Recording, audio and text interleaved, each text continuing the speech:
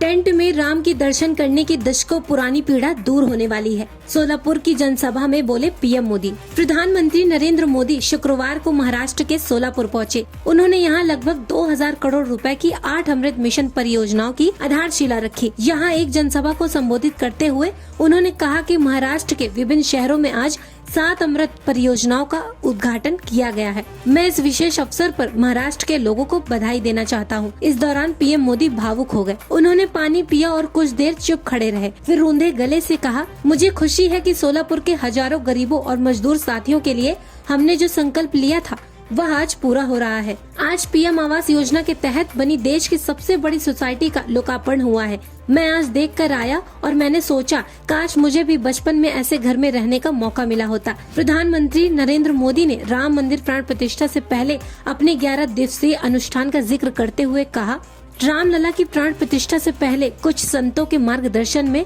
मैं अपने यम नियमों में व्यस्त हूँ और मैं उसका कठोरता से पालन कर रहा हूँ। ये भी संयोग है कि मेरे अनुष्ठान की शुरुआत महाराष्ट्र के नासिक से पंचवटी की भूमि से हुई। पीएम मोदी ने अपने संबोधन के दौरान कहा कि हमारी सरकार पहले दिन से प्रयास कर रही है कि श्री राम के आदर्शों पर चलते हुए देश में सुशासन हो, देश में ईमानदारी का राज हो। ये राम राज ही है जिसने सबका साथ, सबका विकास, सबका विश्वास और सबका प्रयास की प्रेरणा दी है। उन्होंने आगे कहा, 2014 में सरकार बनते ही मैंने कहा था मेरी सरकार गरीबों के लिए समर्पित है। इसके लिए हमने एक के बाद एक ऐसी योजनाएं लागू की जिससे गरीबों की मुश्किलें कम हो और उनका जीवन आसान बने। पीएम मोदी ने कहा, 2 प्रकार के विचार रहते हैं, एक राजनीतिक उल्लू सीधा करने के लिए लोगों को भड़काते रहो, दूसरा हमारा मार्ग है श्रम का सम्मान, आत्मनिर्भर श्रमिक, गरीबों का कल्याण। हमारे देश में लंबे समय तक गरीबी हटाओ के नारे लगते रहे हैं, लेकिन गरीबी नहीं हटी। गरीबों के नाम पर योजनाएं तो बनाई जाती थी, लेकिन उनका लाभ गरीबों को नहीं मिलता था।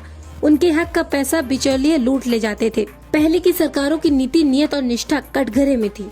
पीएम आवास योजना के तहत सोलापुर में बनी देश की सबसे बड़ी सोसाइटी में रहने जा रहे लोगों से पीएम मोदी ने कहा, जो लोग इन नए घरों में रहने जा रहे हैं उन्हें छोटे सपने नहीं देखना चाहिए।